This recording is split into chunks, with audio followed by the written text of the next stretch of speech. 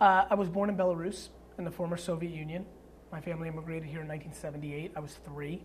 My dad got a job as a stock boy in a liquor store and did the whole American dream thing. Manager, became owner, part owner in 2 small stores, one in Clark, New Jersey, one in Springfield, New Jersey.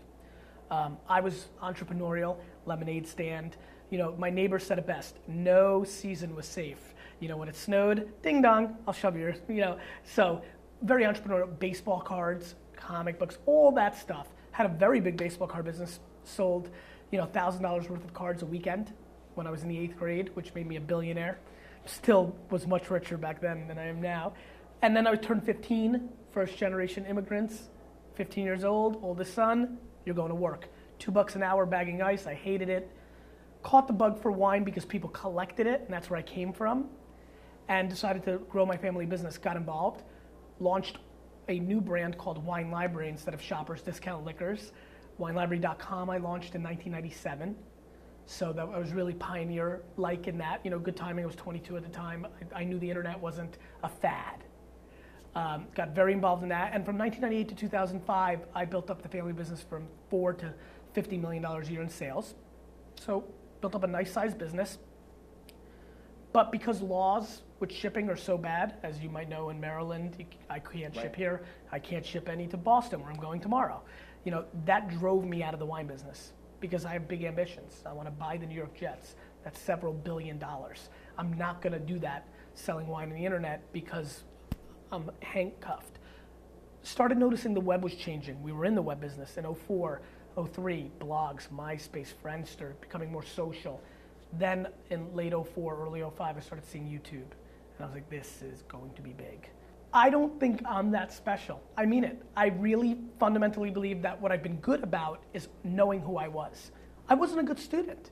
And so in junior year science class, I read the Wall Street Journal and took my D because I just knew who I was. I was not gonna, you know, do that whole big, you know, corporate, you know, I wasn't gonna play in that system. It wasn't a strength of mine. I was making more money than my teachers selling baseball cards already, so I knew I was an entrepreneur. In February 2006, sat down in my office with a $300 camera from Best Buy and taped the first episode of Wine Library TV, which is a daily wine show that I still do to this day. Grinded for 1.5 years without anybody noticing, then got an email to do the Conan O'Brien show, went on and did that. It was a big time YouTube hit. We ate dirt, did all these crazy things with wine. Ellen, Nightline, signed by CAA, you know, front page Wall Street Journal, and started going to tech conferences and talking about that success because very few video bloggers made it. The internet itself is underrated. It's 14 years old. It's a baby. And we are still not grasping how big this movement is. And things like Facebook and Twitter that are connecting us have created a marketing channel. See, content creation and distribution has been around for now 5 years. You can get a camera even from your webcam. You could buy a pretty expensive camera. Now they're flip cams for $200. You could do that stuff.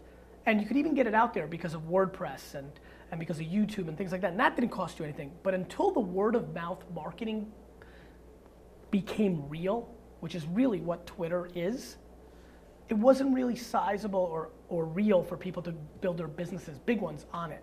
Now it is. I mean, I built my audience through the trenches, you know, and now 100,000 people a day watch my show.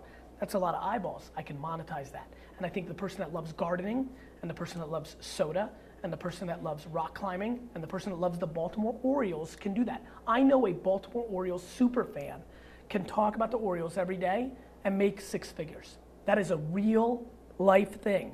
Now it's real life for a couple people with enough talent, enough time, and enough hustle, and most of all, enough passion, like loving it, like really knowing it. And they can pull that off. And that niche, hyper-local monetizing is coming to this world.